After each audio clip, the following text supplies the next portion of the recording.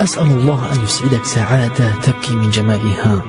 قال صلى الله عليه وسلم: دعوة المرء المسلم لأخيه بظهر الغيب مستجابة. صدق رسول الله. أسأل الله أن يبشرك بالجنة أنت ووالدينك ومن تحب.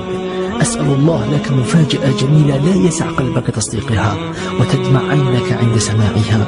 أسأل الله أن يقدر لك الخير حيثما شئت ثم يرضيك ويفرحك به ويحببه إلى نفسك. أسأل الله أن يجعل حياتك أسعد وأهنأ وأجمل من كل توقعاتك.